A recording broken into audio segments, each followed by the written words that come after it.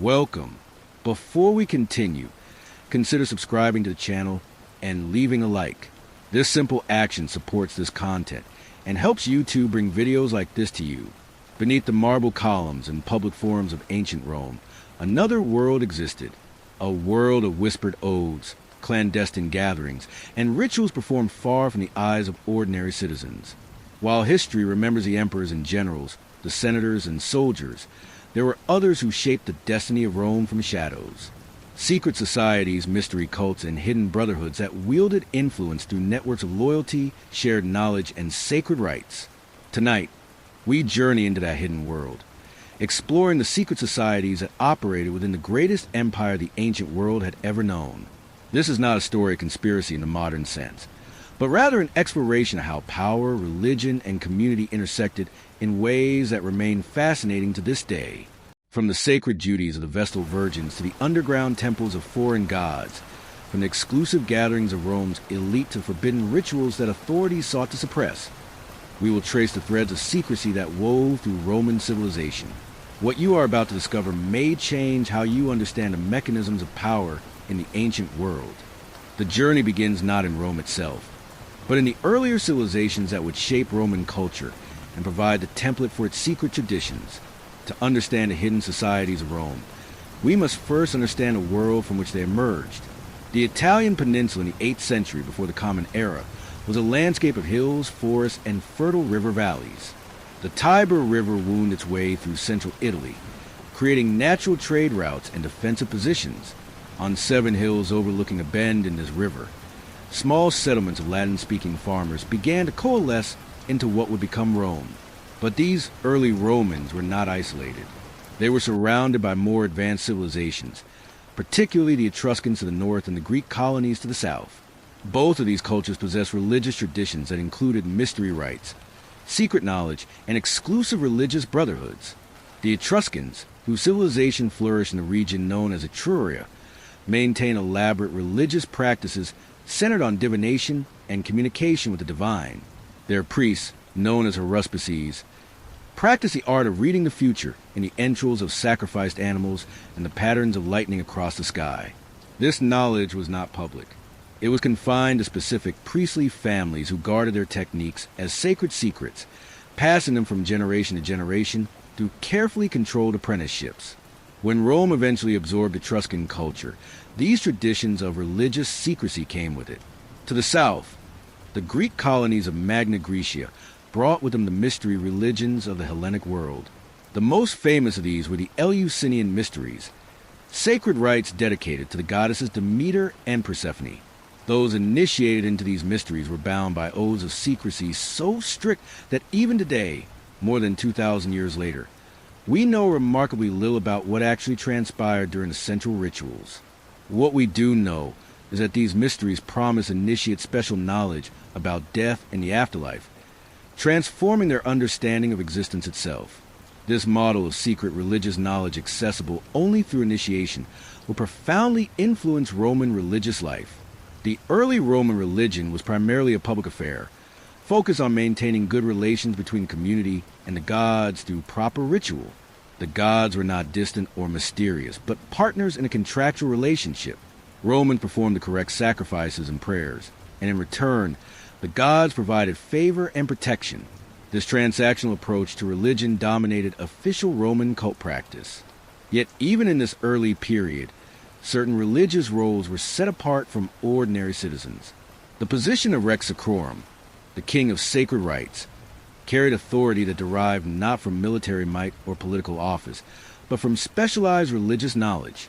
Similarly, the colleges of priests, the augurs who interpreted bird flight, the pontifices who maintained the sacred calendar, all possessed knowledge that elevated them above common understanding. Among these early religious institutions, none would become more shrouded in mystique than the Vestal Virgins, established according to tradition by Numa Pompilius, the second king of Rome. In the 7th century before the Common Era, the Vestals were priestesses dedicated to Vesta, goddess of the hearth. Their primary duty was to maintain the sacred fire in the Temple of Vesta, a fire that symbolized the eternal life of Rome itself. If this fire was allowed to go out, it was believed that catastrophe would befall the city. The Vestals were chosen as young girls, typically between the ages of 6 and 10, from Rome's patrician families. They served for 30 years, bound by strict vows of chastity. Their lives were unlike those of any other women in Rome. The Vestals occupied a unique position in Roman society that blurred the boundaries between public and private, sacred and secular. They were the only women in Rome who were not under the legal authority of a male family member. They could own property, make wills, and testify in court without requiring male permission. They had reserved seats at public games and spectacles. When they traveled through the city, they were preceded by a lictor, an honor usually reserved for magistrates. If a condemned criminal happened to encounter a Vestal on the way to execution, he was immediately pardoned. Yet this extraordinary privilege came at an extraordinary price. A Vestal who broke her vow of chastity faced a punishment of unparalleled horror. She would be sealed alive in an underground chamber with a small amount of bread and water, then left to die in darkness. What made the Vestals particularly significant in the context of secret knowledge was their custodianship of sacred objects and documents. The inner sanctum of the Temple of Vesta was forbidden to all except the Vestals themselves and the Pontifex Maximus, the chief priest of Rome. Within this sanctum, the Vestals guarded objects whose very nature was secret. Ancient sources hint at these items. The Palladium, a statue of Pallas Athena supposedly brought from Troy, sacred cakes prepared according to ancient recipes, and possibly the phallus of a divine being. Perhaps most intriguing were the documents stored in the temple, wills of important Romans, state treaties, and writings whose content remains unknown. The Vestals thus form a kind of secret society at the very heart of Roman religion, women set apart by sacred duty, possessing knowledge and authority that few could access. As Rome expanded from a small city-state to the dominant power in Italy during the 4th and 3rd centuries before the Common Era, it encountered an ever-widening array of religious traditions. The Roman approach to religion was notably inclusive. When Rome conquered a new territory, it often adopted the gods of the conquered people, either identifying them with existing Roman deities or incorporating them wholesale into the Roman pantheon. This religious flexibility allowed Rome to integrate diverse populations, but it also meant that new forms of religious practice, including secret rites and mystery cults, continually flowed into the city. The first major confrontation between Roman authority and a secret religious cult occurred in 186 before the Common Era, an event that would establish patterns of official suspicion towards secret societies that would persist throughout Roman history. This was the Bacchanalia scandal, a crisis that combined religious fervor, social upheaval, and political panic in ways that revealed deep anxieties about what happened when people gathered in secret. The cult of Bacchus, the Roman name for the Greek god Dionysus, had existed in Rome for some time. Bacchus was associated with wine, ecstasy, and liberation from normal social constraints. In Greece, the Dionysian mysteries were ancient and respected religious rites. However, the form of Bacchic worship that spread through Italy in the early 2nd century before the Common Era was something different. According to the Roman historian Livy, writing 2 centuries after the events, the Bacchanalia had been transformed from occasional ritual gatherings into frequent nocturnal meetings that occurred 5 times per month. Men had been admitted to what were traditionally women's rites. The age of initiation had been lowered to permit young people barely past childhood to participate. What transpired at these gatherings became the subject of lurid rumors throughout Rome. The rites were said to take place in secret groves and hidden locations. Initiates were bound by oaths of absolute secrecy, sworn not to reveal anything they witnessed. According to the accusations that circulated, these nocturnal assemblies were occasions for every kind of vice. Sexual license, it was claimed, was rampant, with no distinction made between family members or social classes. Murders were supposedly committed during the frenzied celebrations, with the screams of victims drowned out by the beating of drums and cymbals. False testimony was said to be common, as initiates swore oaths to support one another regardless of truth. Forged wills and poisonings were attributed to the cult members. Whether these accusations were true, exaggerated, or largely fabricated remains a matter of historical debate. What is certain is that the Roman Senate took the threat seriously. In 186 before the Common Era, the Senate issued a decree, the Senatus Consultum de Baccanalibus, which severely restricted Bacchic worship throughout Italy. The decree, preserved on a bronze tablet discovered in southern Italy in the 17th century, provides remarkable insight into Roman attitudes towards secret religious gatherings. The decree did not ban Bacchic worship entirely, but it placed strict controls on it. No more than 5 people could gather for Bacchic rites without specific permission from the Senate. No funds could be held in common. No priest or priestess could officiate without senatorial approval. Men could not be initiated. The nocturnal character of the rites was particularly targeted. The crackdown was severe.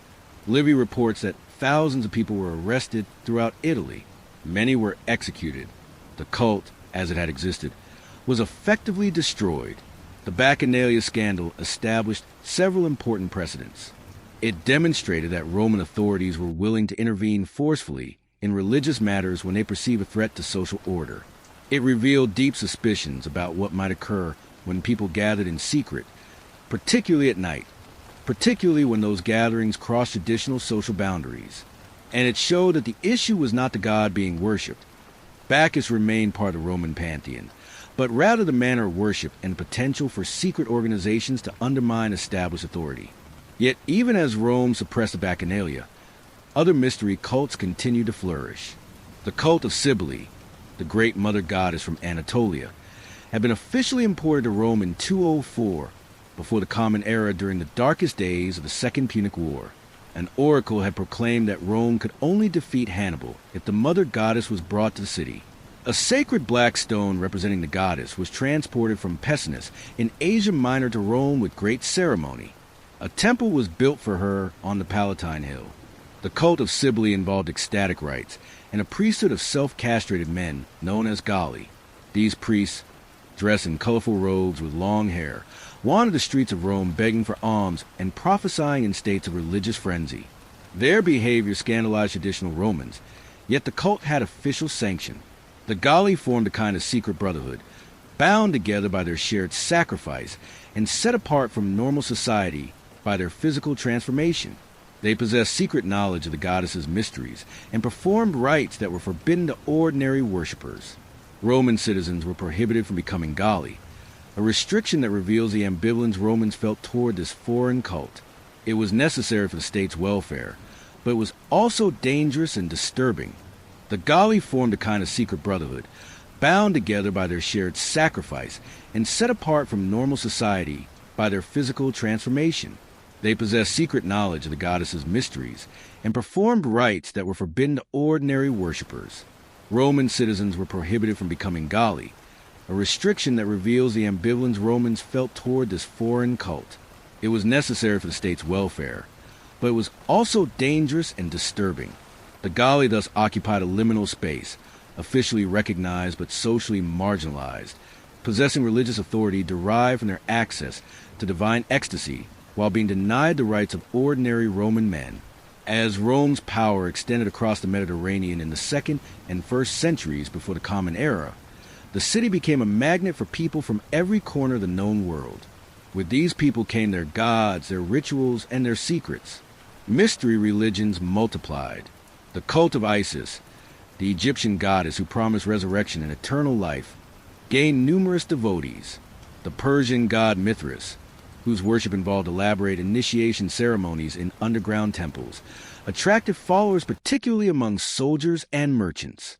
Each of these cults maintained elements of secrecy, restricted knowledge available only to initiates.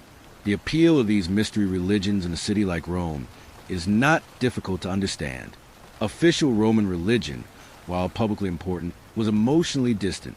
It focused on correct ritual performance rather than personal salvation or mystical experience. The mystery cults offered something different. They promised direct contact with the divine. They provided certainty about the afterlife. They created communities bound by shared experience and sacred knowledge.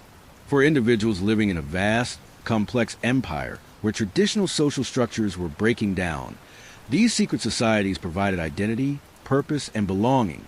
The cult of Mithras deserves particular attention as perhaps the most elaborately secretive of the mystery religions in Rome. Mithraism appeared in the Roman world in the 1st century of the Common Era, possibly originating from Persian religious traditions, though taking on distinctly Roman characteristics. The god Mithras was typically depicted in a specific scene, slaying a bull while surrounded by various animals and symbols. This image appeared in Mithria, the underground temples where the cult's rituals took place throughout the Roman Empire. Mithria were distinctive architectural spaces, usually built underground or designed to give the impression of being caves. They were relatively small, typically accommodating no more than 30 or 40 worshippers at a time. The layout was standardized, a central aisle with raised benches along each side where initiates would recline during ritual meals. At one end stood an altar, and beyond it, the cult image of Mithras slaying the bull. The underground nature of these temples was not merely practical but symbolic, representing the cosmos and the cave in which, according to Mithraic myth, Mithras had performed his great deed. Initiation into Mithraism involved progressing through 7 grades, each associated with a planet, and each requiring specific rituals and ordeals. The names of these grades have survived: Coryx, the raven; Nymphis, the bride; Miles, the soldier; Leo, the lion; Perseus, the Persian; Heliodamus, the sunrunner; and Pater, the father. Evidence suggests that advancement through these grades involved tests of courage and endurance, possibly including symbolic death and rebirth ceremonies. Initiates were bound by oaths of secrecy regarding the mysteries of the cult. Oaths they appear to have kept remarkably well. Despite the archaeological discovery of hundreds of Mithria across the Roman Empire, and despite references to Mithraism in ancient literature, the central myths and rituals of the religion remain largely mysterious. What we can deduce about Mithraism suggests it appealed particularly to men seeking structure, hierarchy, and a sense of cosmic significance. The religion was exclusively male, unlike many other mystery cults which welcomed both men and women. It emphasized loyalty, courage, and self-discipline, values aligned with Roman military culture. Indeed, Mithraism was especially popular among soldiers, and Mithria had been found at military installations throughout the empire. The cult provided a brotherhood that transcended ordinary social distinctions.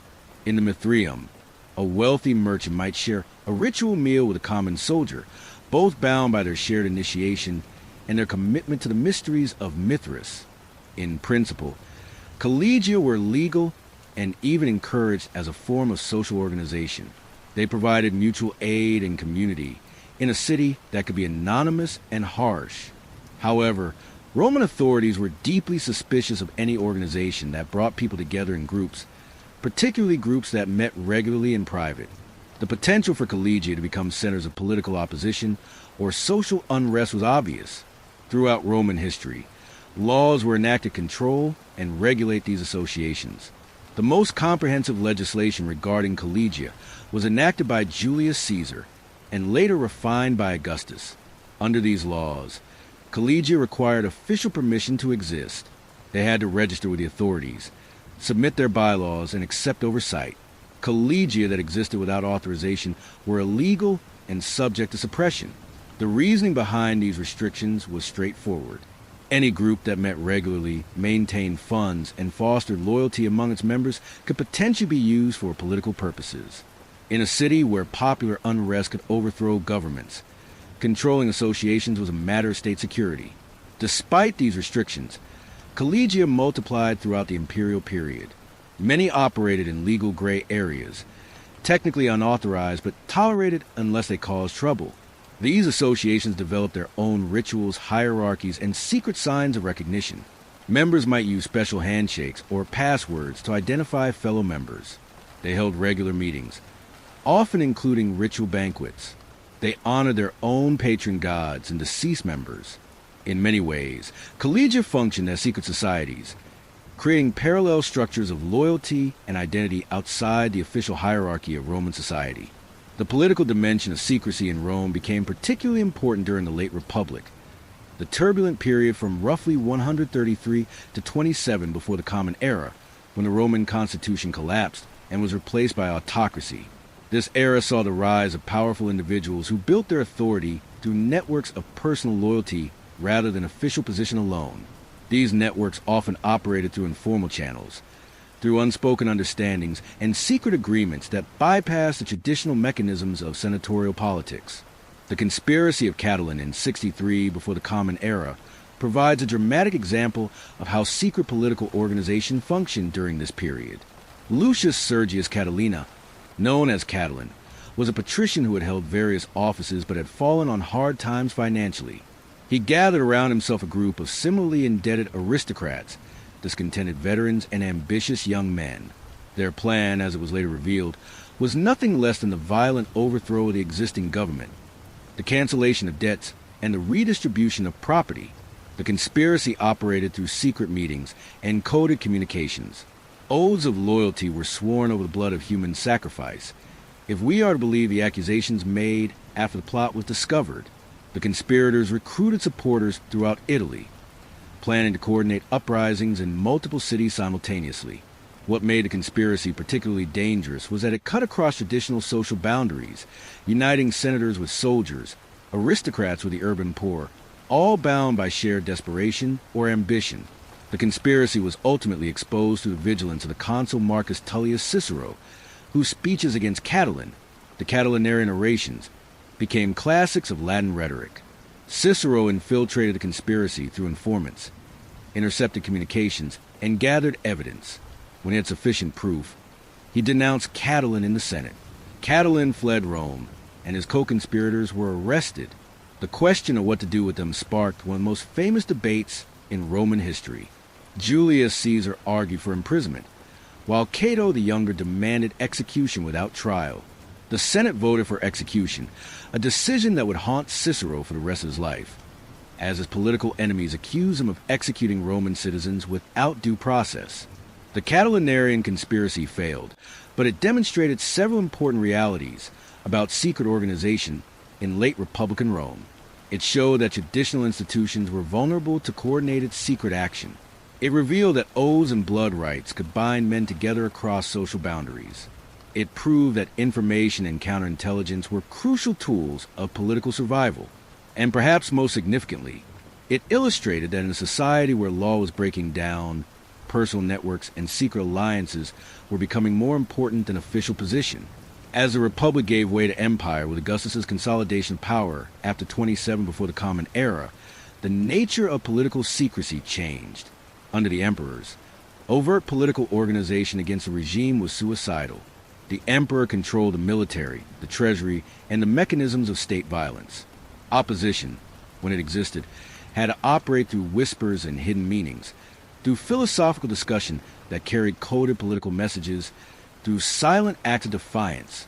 Yet the emperors themselves employed secrecy as a tool of governance. Augustus created the Praetorian Guard, an elite military unit stationed in Rome, whose primary purpose was protecting the emperor. The Praetorians became a kind of secret society at the heart of imperial power, bound by personal loyalty to the emperor rather than to the state. They received higher pay than regular soldiers, served shorter terms, and lived in Rome rather than on distant frontiers. In return, they were expected to be utterly loyal to the emperor personally. This arrangement worked well when emperors were secure and capable, but it created a dangerous vulnerability. The Praetorians had the power to make and unmake emperors, and they knew it. In 40 was the Common Era. Praetorian officers assassinated the emperor Collegia and installed Claudius in his place, demonstrating that those closest to power could be its greatest threat. The early emperors also developed intelligence networks to monitor potential threats. Informers, called delators, reported on suspicious conversations and activities. Letters were intercepted and read. The homes of suspected dissidents were watched. This created an atmosphere of pervasive suspicion in which any private gathering might be seen as conspiratorial.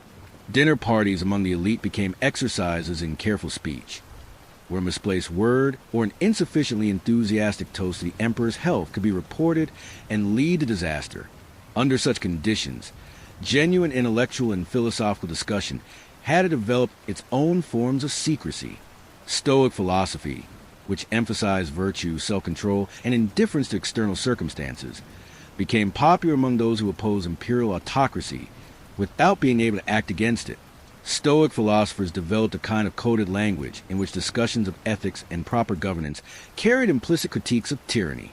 To speak of the sage who remains free even in chains was to comment on the servitude of those who lived under despotic rule. To discuss the proper relationship between ruler and ruled was to suggest that current emperors fell short of the ideal. These philosophical discussions took place in semi-private gatherings in the homes of wealthy patrons, where ideas could be explored that would be dangerous to voice in public. The reign of Nero, from 54 to 68 of the Common Era, saw several conspiracies that revealed the mechanisms of secret political organization under the empire. The most famous was the Pisonian conspiracy of 65, named after its nominal leader, Gaius Calpurnius Piso. This plot brought together senators, equestrians, military officers, and intellectuals who had various reasons for wanting Nero dead. Some were motivated by genuine republican principles, others by personal ambition or fear that they would be Nero's next victims. The conspiracy planned to assassinate Nero during public games and install Piso as emperor. What is most revealing about the Pisonian conspiracy is how it operated and how it was discovered. The conspirators held meetings, but these had to appear innocent, gatherings of friends for dinner or philosophical discussion. They communicated in guarded language, using metaphor and allusion. They recruited new members carefully, sounding out individuals' opinions before revealing the true nature of their association. Despite these precautions, the conspiracy was betrayed by a freedman named Milicus, whose patron was involved in the plot. Milicus reported what he knew to the authorities, and under torture, the conspiracy unraveled. Dozens of people were executed or forced to commit suicide, including the philosopher Seneca, whose connection to conspiracy was tenuous, but whose death Nero welcomed nonetheless. The discovery and suppression of the Pisonian conspiracy intensified Nero's paranoia and led to increased surveillance and repression. It also demonstrated the difficulty of maintaining secrecy in a society where household slaves and freedmen might have access to dangerous information, and where torture was a standard investigative tool. Trust became the scarcest commodity in imperial Rome. Families were divided as sons informed on fathers, and wives betrayed husbands to protect themselves or advance their interests. Yet not all secret societies in imperial Rome were political. The mystery religions continued to flourish, offering spiritual community rather than political resistance. The cult of Isis, which had been sporadically suppressed under the late Republic and early Empire due to associations with Cleopatra and Egypt, gained increasing acceptance. By the 2nd century of the Common Era, Isis had temples throughout Rome and was worshipped by people of all social classes. The mysteries of Isis involved elaborate initiation ceremonies, about which we know little in detail, but which clearly included symbolic death and rebirth. The Roman novelist Apuleius, writing in the 2nd century, provides a tantalizing description in his work The Golden Ass, where the protagonist Lucius is initiated into the Isiac mysteries. Lucius describes approaching the boundary of death and treading the threshold of Proserpine before being carried through all the elements and returning. He speaks of seeing the sun shining at midnight and approaching the gods both below and above. This cryptic description suggests an intense ritual experience involving symbolic passage through death to rebirth, possibly including sensory manipulation through darkness, light, and sound to create transcendent psychological states. What made the Isiac mysteries particularly significant was their promise of personal salvation. Unlike traditional Roman religion, which focused on collective welfare and proper ritual, the cult of Isis offered individual transformation and eternal life. Initiates believed they had been personally saved by the goddess and would enjoy her protection in the afterlife. This created deep emotional bonds among initiates, who saw themselves as a community of the saved, bound together by shared mystical experience. The cult of Isis also transgressed social boundaries in ways that made it both appealing and suspect. Women played prominent roles in Isiac worship, serving as priestesses and initiates with equal status to men. People of different social classes worshiped together. Slaves might be initiates alongside free citizens, aristocrats alongside commoners. In the hierarchy of the mysteries, traditional Roman social distinctions were subordinated to spiritual rank based on initiation and knowledge. This egalitarian aspect of mystery religions both attracted followers and worried authorities who depended on maintaining rigid social stratification. As the Roman Empire expanded to its greatest extent in the 2nd century of the Common Era, it incorporated an extraordinary diversity of peoples, cultures, and religious traditions. The emperors faced a challenge of maintaining unity across this vast territory. One strategy was to promote imperial cult, the worship of the emperor as a living god, or after death, as a divinified ancestor. Imperial cults serve as a common religious practice that could unite diverse populations in loyalty to Rome and the emperor. Refusing to participate in an imperial cult could be interpreted as political disloyalty, even treason. This created particular problems for religious groups who could not in good conscience worship the emperor, most notably the Christians and, earlier, the Jews. Christianity emerged in the 1st century as a Jewish sect in the eastern provinces of the empire, but quickly developed a separate identity and spread throughout the Mediterranean world. From the Roman perspective, Christianity looked very much like a dangerous secret society. Christians met in private, often before dawn or at night. They refused to worship the emperor or the traditional gods. They spoke of a coming kingdom that would replace all earthly powers. They used coded language, referring to each other as brothers and sisters, calling their ritual meal the love feast or agape. Outsiders who heard rumors about Christians drinking blood and eating flesh, references to the Eucharist, spread wild accusations of cannibalism. The legacy of Roman secret societies extends far beyond the ancient world.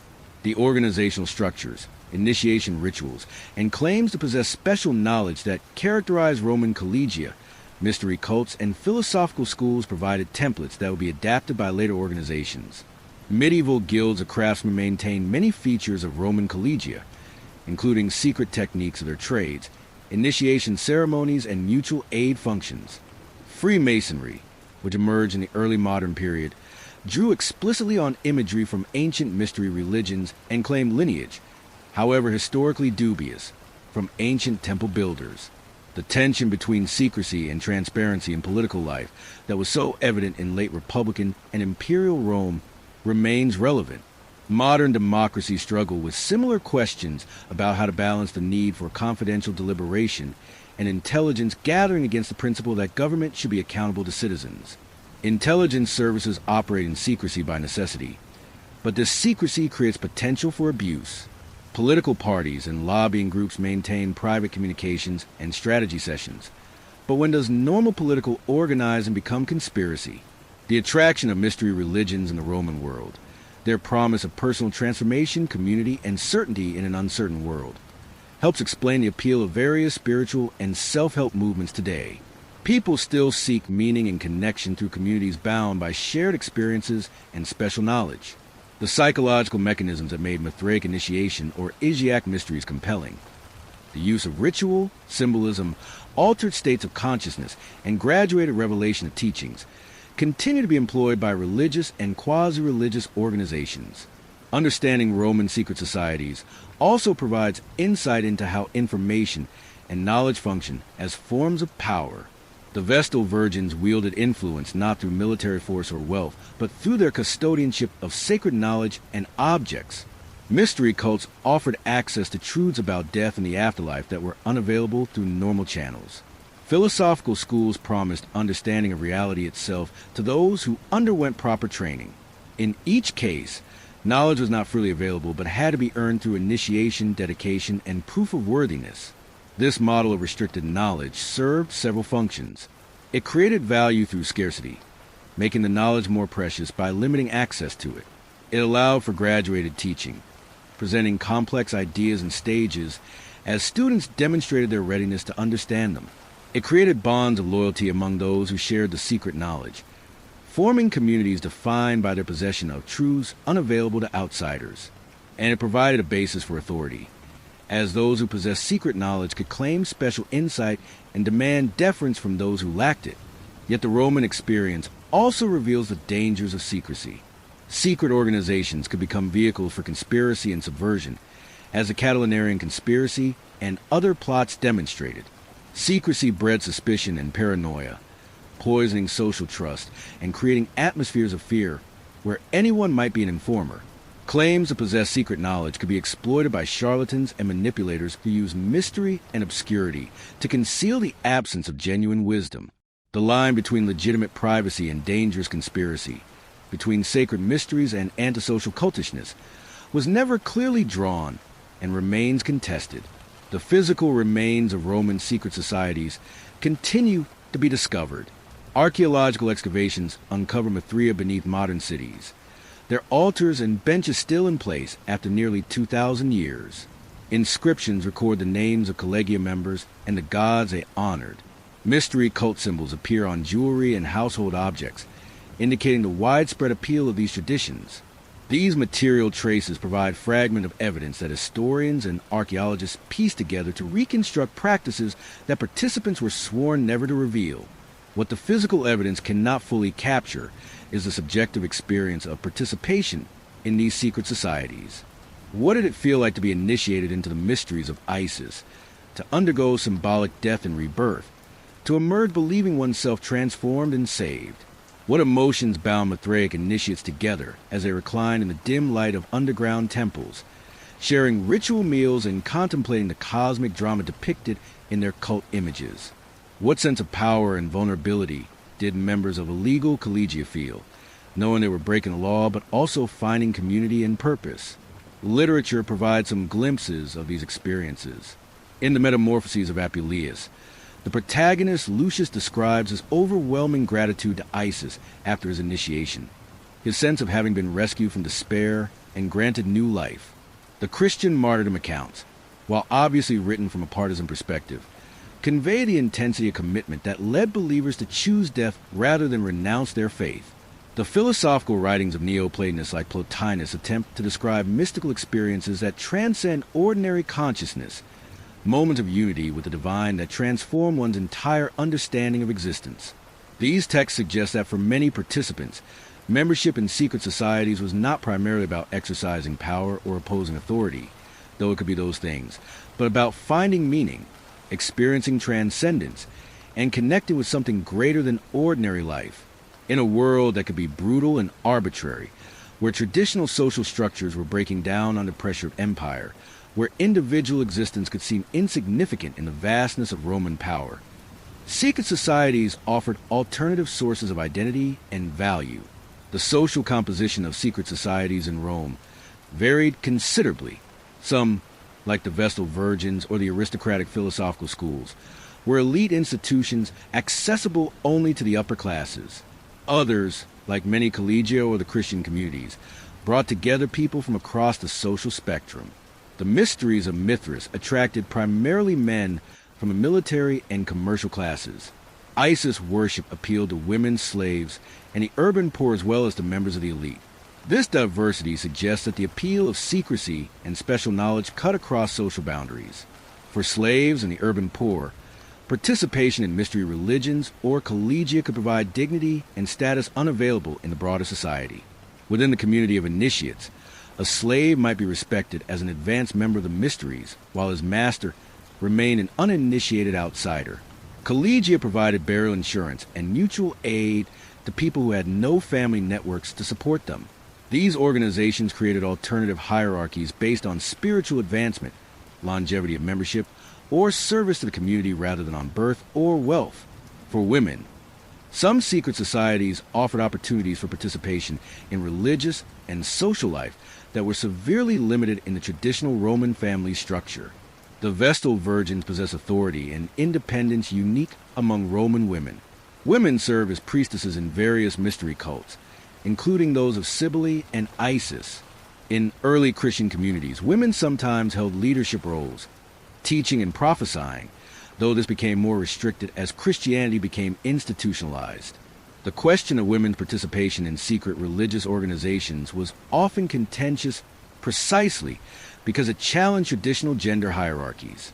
The methods by which secret societies maintained their secrecy evolved in response to changing circumstances.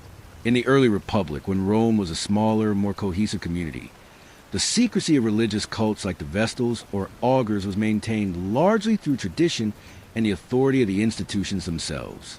People did not pry into sacred mysteries because they respected their sacredness and feared divine punishment for impiety.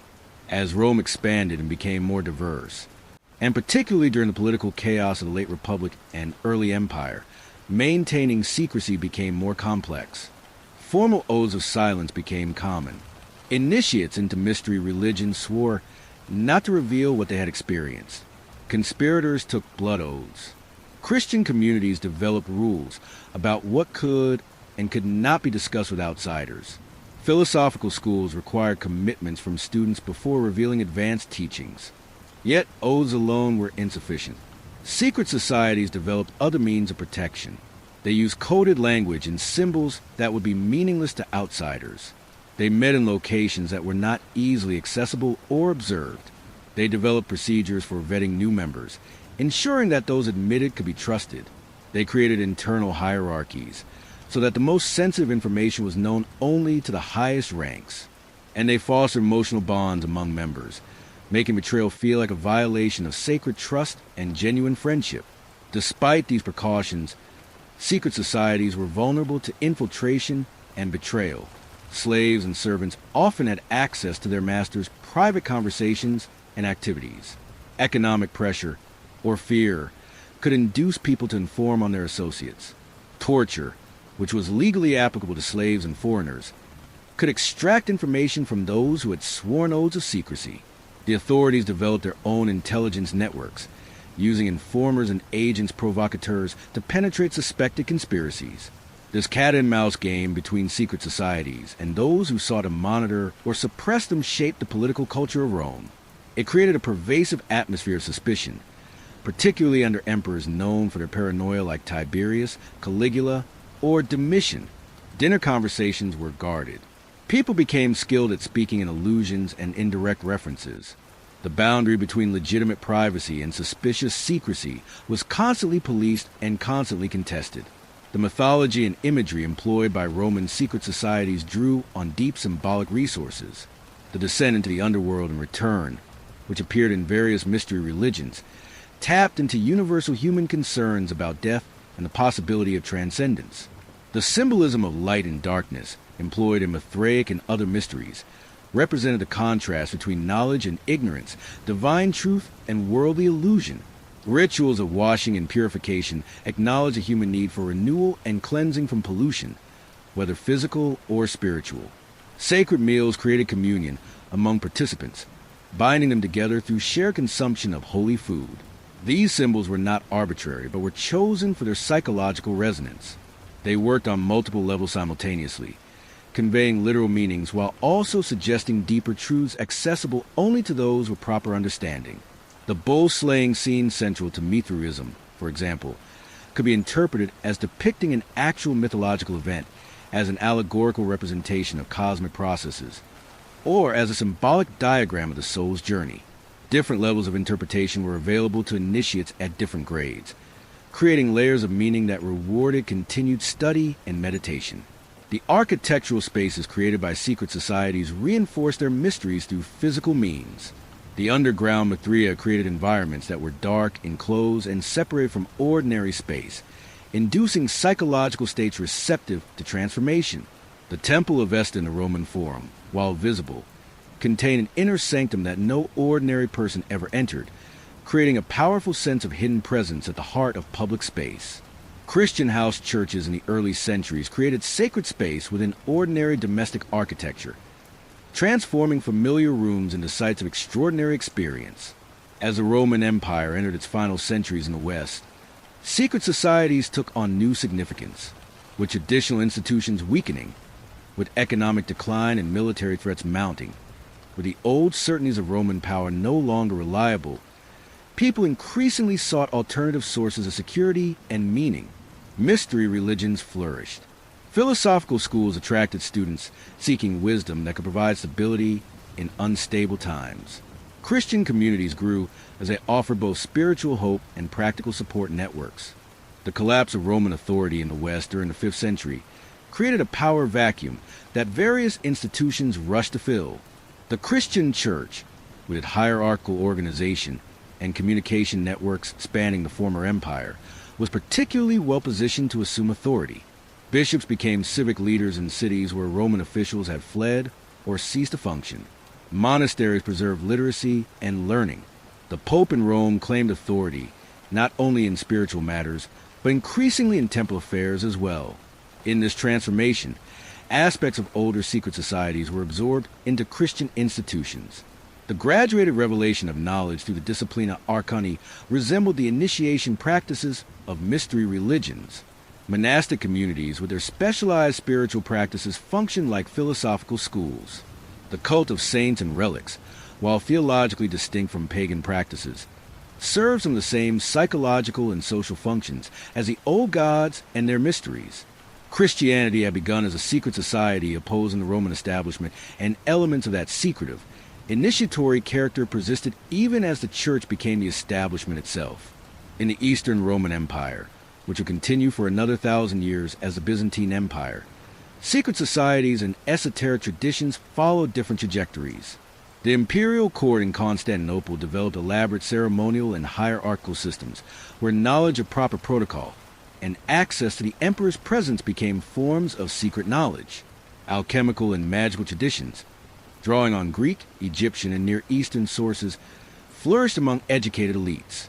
Mystical theology, particularly the traditions associated with Pseudo-Dionysius the Areopagite, describe hierarchies of angels and stages of spiritual ascent using language that deliberately evoked earlier mystery traditions.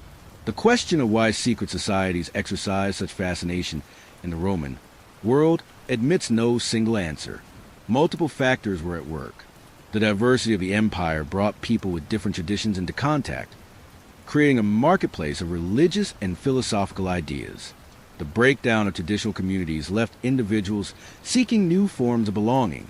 The political instability of the late Republic and the arbitrary tyranny of the bad emperors made people seek sources of meaning and security beyond the official structures. The human attraction to mystery and hidden knowledge, the sense that reality has deeper levels accessible only to those willing to seek them, operated in ancient Rome as it operates today. What can be said with certainty is that secret societies, in their various forms, were integral to Roman civilization.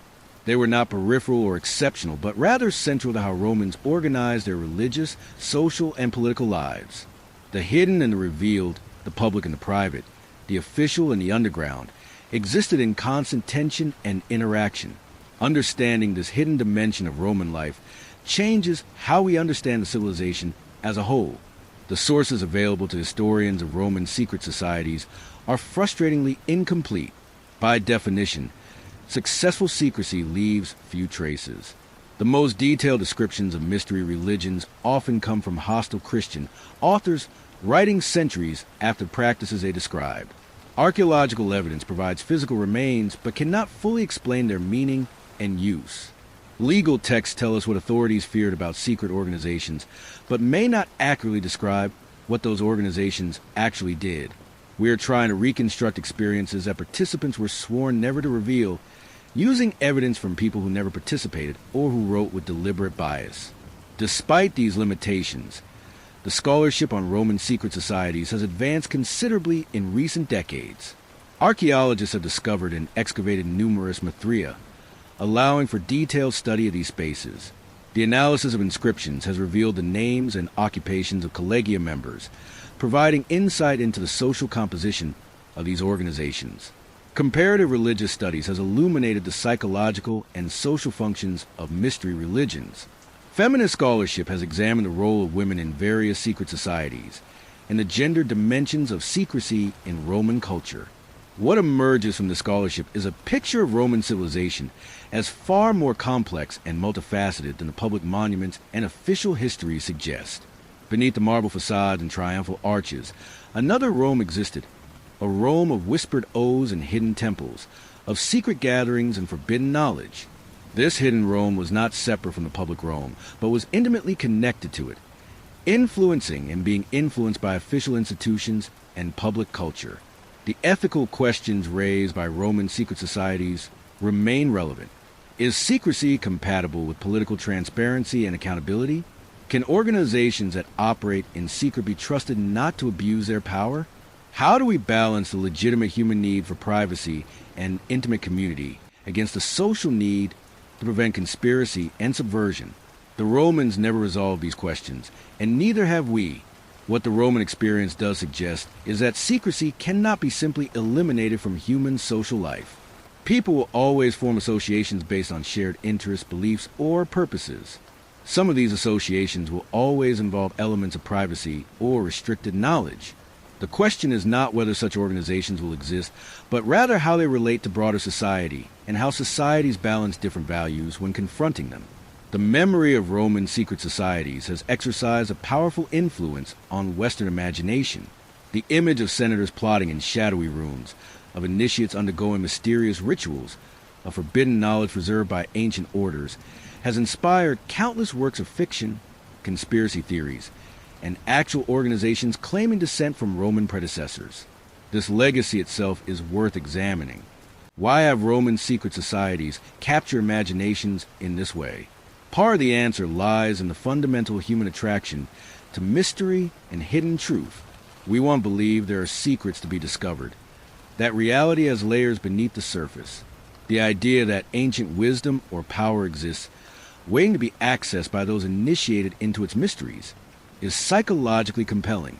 It suggests that the world is more meaningful and purposeful than it might appear, that there is an order beneath apparent chaos. The Roman context lends particular power to these ideas because Rome represents the foundations of Western civilization.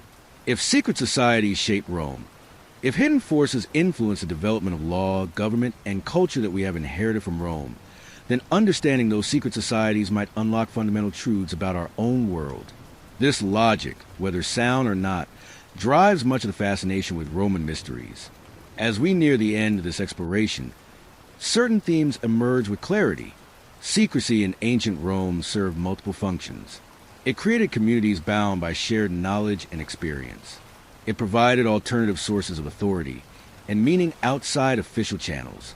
It allowed for the preservation and transmission of specialized knowledge. It enabled political action that could not occur in public. It satisfied deep psychological needs for mystery, transcendence, and connection with the divine. Secret societies also created problems and dangers. They fostered suspicion and paranoia. They could be vehicles for conspiracy and subversion. They could exclude and marginalize those not admitted to their mysteries. They could be exploited by demagogues and charlatans. The same secrecy that protected sacred knowledge could conceal abuse and corruption. The tension between these positive and negative aspects of secrecy was never resolved in the Roman world.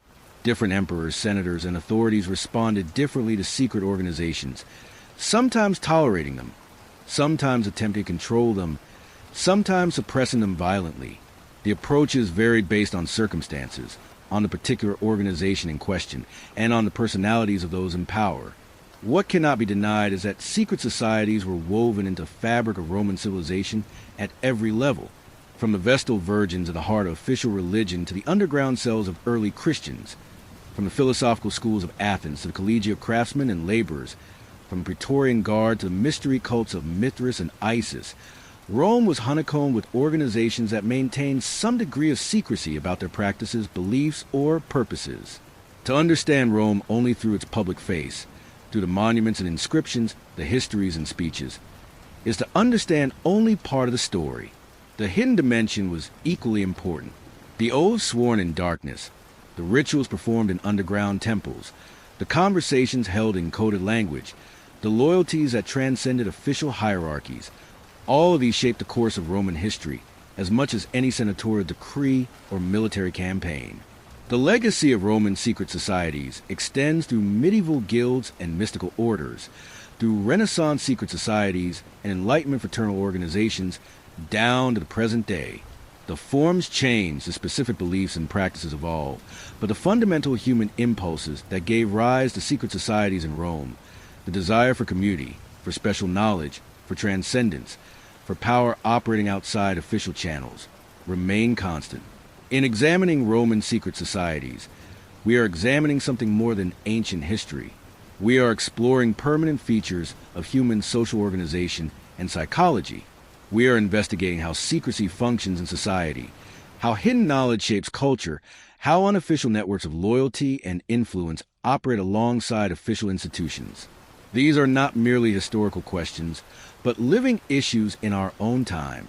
The study of Roman secret societies also reminds us of how much of the past remains unknown and perhaps unknowable. For every Mithraic inscription deciphered or Christian text preserved, for every Collegium roster discovered or philosophical treatise studied, there are countless secrets that die with their keepers. We will never know what words the Vestals spoke in the inner sanctum of their temple. We will never experience what initiates felt during the central mysteries of Isis or Mithras. We will never read the documents that plotters burned when their conspiracies were discovered. This uncertainty is frustrating for historians, but also valuable. It teaches humility about our knowledge of the past. It reminds us that human experience is richer and more complex than our sources can capture. It suggests that history, as we reconstruct it, is always partial, always incomplete. The hidden dimension that we glimpse in Roman secret societies existed in all past civilizations and exists in our own present. There are always layers beneath the surface, always more to discover, always secrets waiting to be revealed or forever remaining hidden.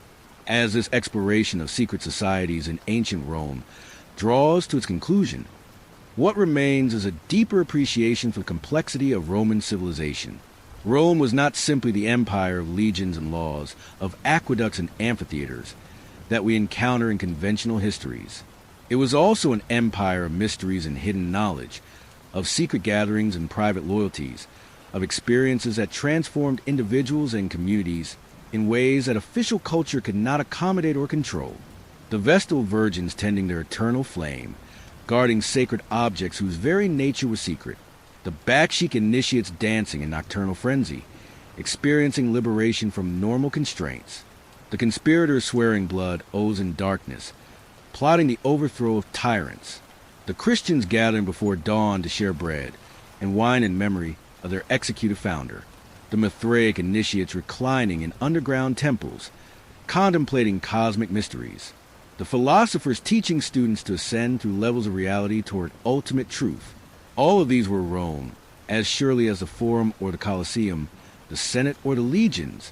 Understanding this hidden Rome does not diminish the achievements of Roman civilization, but enriches our appreciation of them. It shows how a society maintained unity while tolerating diversity, how official and unofficial structures coexisted and influenced each other, how power operated through multiple channels simultaneously. It reveals a human dimension of ancient history, the passions and fears, the hopes and beliefs that motivated people whose lives were otherwise very different from our own. The secret societies of ancient Rome ultimately tell us something profound about human nature and human society. We are creatures who create meaning through stories and rituals. We form communities based on shared experiences and beliefs. We seek connection with powers greater than ourselves. We value knowledge that is rare and hard-won. We are attracted to mystery and resistant to complete transparency. We build hierarchies and then create alternative hierarchies. We need privacy and intimacy as much as we need public life and common culture. These truths, evident in the secret societies of Rome, transcend any particular historical period. They operated in the ancient world. They operate in our own world. And they will likely operate in whatever human societies emerge in the future. By studying how Romans navigated the tensions between secrecy and transparency, between official and unofficial organization, between public religion and private mystery, we gain insight into challenges that remain with us. The journey through the secret societies of ancient Rome has taken us from the sacred fire of the Vestals to the underground temples of Mithras, from the scandalous rites of Bacchus to the forbidden gatherings of Christians, from aristocratic conspiracies to philosophical schools, from burial societies of the poor to the imperial Praetorian Guard. We have seen how secrecy functioned in religious, social, and political contexts. We have explored the attractions and dangers of secret knowledge. We have examined how authorities responded to organizations they could not fully monitor or control. What has been revealed is a civilization far more nuanced than simple narratives of rise and fall can capture. Rome succeeded not despite its internal diversity and complexity, but in many ways because of them. The secret societies that flourished within the empire provided flexibility, allowing people to meet needs that official institutions could not or would not address. They created spaces for experimentation with new ideas and practices. They preserved ancient traditions even as the empire transformed. They gave meaning to individual lives within a vast, impersonal system. Yet these secret societies also contributed to Rome's vulnerabilities. Conspiracies did threaten emperors and destabilize politics. Unofficial loyalties did sometimes undermine official authority. Secret organizations did sometimes harbor dangerous ideas and practices. The same flexibility that was Rome's strength was also a source of weakness. Finding the balance between allowing space for private association and maintaining public order was a constant challenge, one that Rome never perfectly solved. As the light fades on ancient Rome, as the last emperors fall and the legions withdraw, as the cities decline and the monuments crumble into ruin, what persists are not just the physical remains, but the patterns of human behavior and organization that Rome exemplified. The impulse to gather in secret, to share knowledge with the initiated, to create communities defined by hidden truths, did not die with Rome. It transformed, adapted, and continued in new contexts. The secret societies of the medieval world, the Renaissance, and the modern era all owe something to Roman precedents. The fraternal organizations, mystical orders, revolutionary cells, and exclusive clubs that have shaped subsequent history all drew, consciously or unconsciously, on organizational forms and symbolic resources developed in the Roman world. The echoes of Roman mystery cults can be heard in later esoteric traditions. The model of the Collegium influenced guild organization for centuries. The tension between official church and mystical inner circle that characterized medieval Christianity recapitulated tensions between Roman authority and mystery religions. Understanding these connections allows us to see historical continuity, where we might otherwise see only change. It reveals how certain patterns of human social organization persist across vast spans of time, adapting to new circumstances, but maintaining core features. Secret societies in ancient Rome were not isolated phenomena unique to their time and place, but examples of a permanent human tendency to create spaces of privacy, mystery, and restricted knowledge within larger social structures. This understanding has implications for how we think about secrecy in our own time. We live in an era of unprecedented transparency in some ways, with digital communication making privacy increasingly difficult to maintain, with government and corporate surveillance monitoring vast amounts of human activity. Yet we also live in an era where secret organizations, from intelligence services to criminal networks to exclusive social clubs to mystical movements, continue to flourish. The tensions that Romans experienced between openness and secrecy remain unresolved in our own society.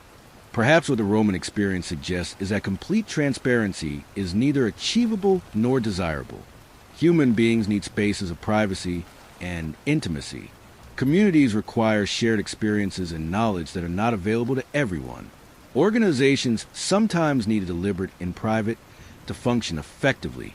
The question is not how to eliminate secrecy, but how to ensure that secrecy serves legitimate purposes and is not abused to shield wrongdoing or accumulate power without accountability.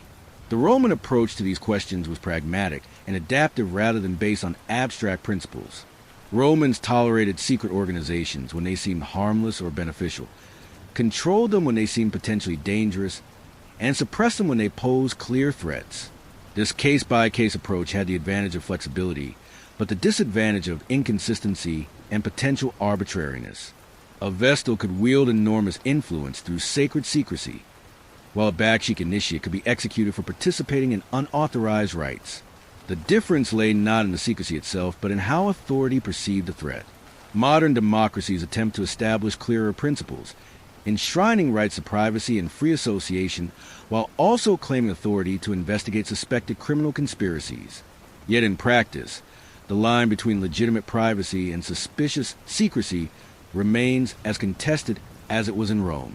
Intelligence services operate in secrecy that is both necessary for their function and potentially dangerous to democratic oversight. Private organizations maintain confidential proceedings that could be protecting legitimate interests or concealing wrongdoing. Mystical and spiritual movements offer initiate secret knowledge that could represent genuine wisdom or manipulative exploitation. These ambiguities are not failures of our systems, but reflections of genuine tensions inherent in human social organization. The Roman experience, extending over more than 1,000 years, encompassing diverse situations and manifold responses, provides a rich resource for thinking about these issues. It shows how different approaches to secrecy worked and failed in various contexts. It reveals the attractions and dangers of secret societies. It demonstrates both the value of hidden knowledge and the problems it creates. Thank you for staying with us through this journey into shadows of ancient Rome. We have explored the secret societies that shaped one of history's greatest civilizations, from their origins in the ancient Mediterranean world through their transformation and persistence into late antiquity. We have seen how secrecy functioned in Roman religion, society, and politics. We have examined specific organizations like the Vestal Virgins, backsheet cults, Mithraic mysteries, early Christian communities, philosophical schools, Collegia, and political conspiracies.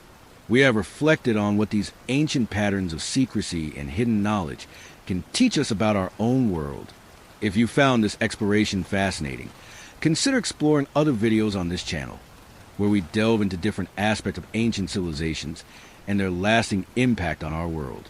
History is not merely a record of what happened, but a resource for understanding who we are and how human societies function.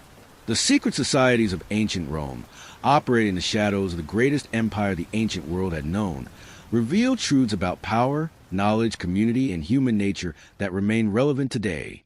See you in the next video.